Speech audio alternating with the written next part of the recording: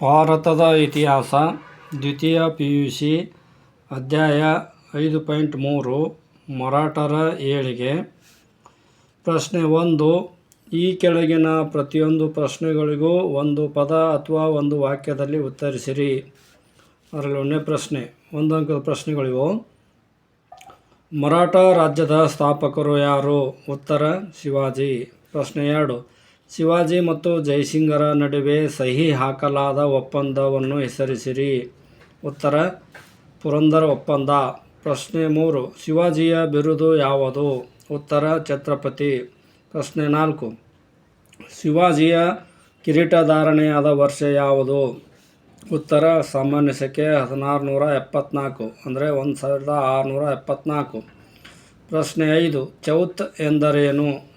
ಉತ್ತರ ಗೆದ್ದ ಪ್ರದೇಶಗಳ ಮೇಲೆ ಶಿವಾಜಿ ವಿಧಿಸುತ್ತಿದ್ದ ತೆರಿಗೆಯನ್ನು ಚೌತ್ ಎನ್ನುತ್ತಾರೆ.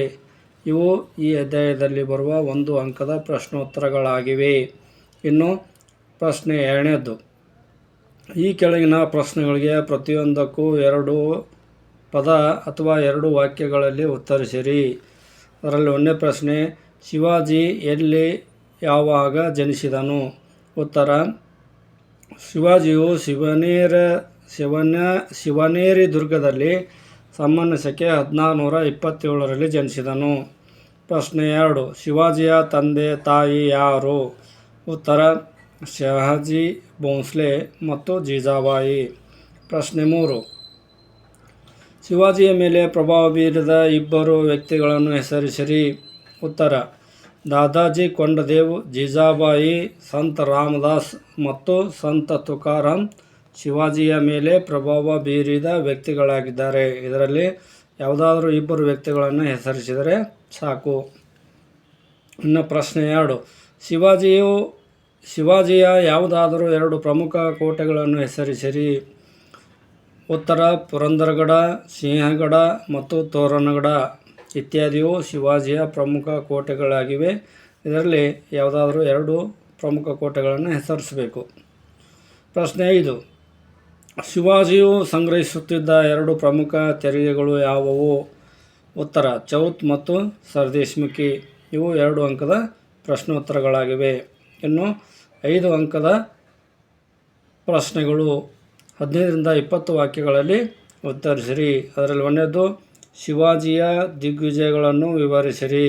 ಉತ್ತರ ಶಿವಾಜಿಯು 20ನೇ ವಯಸ್ಸಿಗಿಂತ ಮೊದಲೇ ಸೈನಿಕ ಜೀವನವನ್ನು ಆರಂಭಿಸಿದನು. ಮಾವಳಿಯರ ನೆರವಿನಿಂದ ಅವನು ತೋರಣಗಡ ಕೋಟೆಯನ್ನು ವಶಪಡಿಸಿಕೊಂಡನು. ಚಿಕಾನ, ಕೊಂಡನ, ಸಿಂಹಗಡ ಮತ್ತು ಪುರಂದರ ಕೋಟೆಗಳನ್ನು ಸುಲ್ತಾನನಿಂದ ವಶಪಡಿಸಿಕೊಂಡನು. ನೆಕ್ಸ್ಟ್, ಶಿವಾಜಿ ಮತ್ತು ರಾಜ ಅಫ್ಜಲ್ ಖಾನ್ 1659ರಿಂದ 1663 ಸಾಮಾನ್ಯ ಶಕೆ. ಶಿವಾಜಿಯು ಅಫ್ಜಲ್ ಖಾನನನ್ನು ಚತುರತೆಯಿಂದ ವ್ಯಾಘ್ರನಖ ಎಂಬ ಆಯುಧದಿಂದ ಕೊಂದನು. ನೆಕ್ಸ್ಟ್, ಶಿವಾಜಿ ಮತ್ತು ಔರಂಗಜೇಬ ಸಾಮಾನ್ಯ ಶಕೆ 1663. ಶಿವಾಜಿಯು ಔರಂಗಜೇಬನ ಅನೇಕ ಪ್ರದೇಶ ಹಾಗೂ ಕೋಟೆಗಳನ್ನು ವಶಪಡಿಸಿಕೊಂಡನು. ಸಾಮಾನ್ಯ ಶಕೆ 1664ರಲ್ಲಿ ಶಿವಾಜಿಯು ಪುನಾ ನಗರವನ್ನು ಪ್ರವೇಶಿಸಿ ಶಾಯಿಸ್ತಾ ಖಾನನ ಮೇಲೆ ದಾಳಿ ಮಾಡಿದನು. ಆ ಶಾಯಿಸ್ತಾ ಖಾನನು ತನ್ನ ಕೈ ಬೆರಳುಗಳನ್ನು ಕಳೆದುಕೊಂಡು ಪಲಾಯನ ಮಾಡಿದನು. ನೆಕ್ಸ್ಟ್, ಸೂರತ್ ಮೇಲೆ ದಾಳಿ ಸಾಮಾನ್ಯ ಶಕೆ 1664. ಸಾಮಾನ್ಯ ಶಕೆ 1664ರಲ್ಲಿ ಸೂರತ್ ಮೇಲೆ ದಾಳಿ ಮಾಡಿ ಕೊಳ್ಳೆ ಹೊಡೆದನು. ಈ ದಾಳಿಯಿಂದ ಶಿವಾಜಿಯು 1 ಕೋಟಿ ರೂಪಾಯಿಗಳನ್ನು ಸಂಗ್ರಹಿಸಿದನು.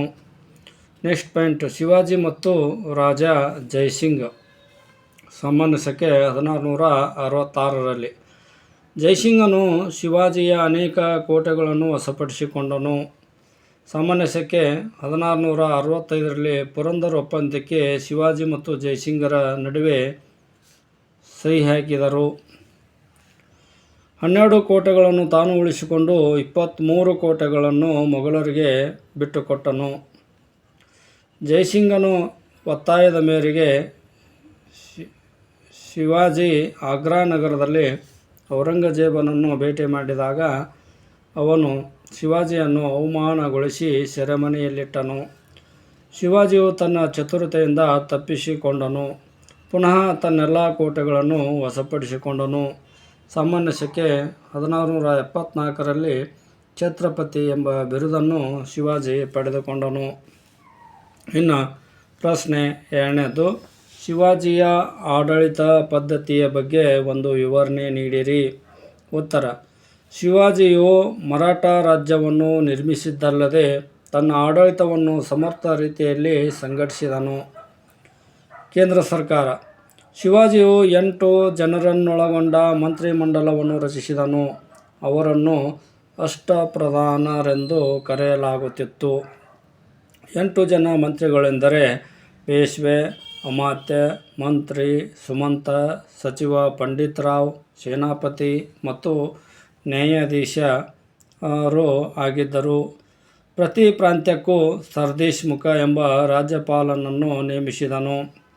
ಪ್ರಾಂತ್ಯಗಳನ್ನು ದೇಶ ಹಾಗೂ ಪರಗಣಗಳನ್ನಾಗಿ ವಿಭಾಗಿಸಿದನು. ಆಡಳಿತದ ಅತಿ ಚಿಕ್ಕ ಘಟಕ ಗ್ರಾಮ ಸಭೆಯಾಗಿತ್ತು. ನೆಕ್ಸ್ಟ್ ಪಾಯಿಂಟ್, ಕಂದಾಯ ಪದ್ಧತಿ. ಭೂಮಿಯ ಫಲವತ್ತತೆ ಆಧರಿಸಿ ಭೂಕಂದಾಯವನ್ನು ನಿಗದಿಗೊಳಿಸಿದನು. ಗೆದ್ದ ಪ್ರದೇಶಗಳಿಂದ ಚೌತ್ ಮತ್ತು ಸರ್ದೇಶಮುಖಿ ಎಂಬ 2 ತೆರಿಗೆಗಳನ್ನು ಸಂಗ್ರಹಿಸಿದನು. ನೆಕ್ಸ್ಟ್, ಸೈನಿಕ ವ್ಯವಸ್ಥೆ. ರಾಜನೇ ಸೈನ್ಯದ ಮುಖ್ಯಸ್ಥನಾಗಿದ್ದನು. ಸೈನ್ಯವು ಕಾಲಾಳು, ಅಶ್ವಪಡೆ, ಫಿರಂಗಿಪಡೆ, ಒಂಟೆ, ಆನೆಗಳನ್ನು ಒಳಗೊಂಡಿತ್ತು. ಸೈನ್ಯಕ್ಕೆ ಗೆರಿಲ್ಲಾ ಯುದ್ಧ ತರಬೇತಿಯನ್ನು ನೀಡಲಾಗುತ್ತಿತ್ತು. ನೆಕ್ಸ್ಟ್, ನ್ಯಾಯಾಂಗ ಪದ್ಧತಿ. ರಾಜನೇ ಸರ್ವೋಚ್ಚ ನ್ಯಾಯಾಧೀಶನಾಗಿದ್ದನು. ಗ್ರಾಮ ಪಂಚಾಯಿತಿಗಳು ನಾಗರಿಕ ಮೊಕದ್ದಮೆಗಳನ್ನು ಮತ್ತು ಜಿಲ್ಲಾ ಅಧಿಕಾರಿಗಳು ಅಪರಾಧ ಪ್ರಕರಣಗಳನ್ನು ಇತ್ಯರ್ಥಪಡಿಸುತ್ತಿದ್ದರು. ಇಷ್ಟು ಈ ಪಾಠದಲ್ಲಿ ಬರುವಂತಹ 5 ಅಂಕದ ಪ್ರಶ್ನೋತ್ತರಗಳಾಗಿವೆ. ಎಲ್ಲರಿಗೂ ತುಂಬು ಹೃದಯದ ಧನ್ಯವಾದಗಳು.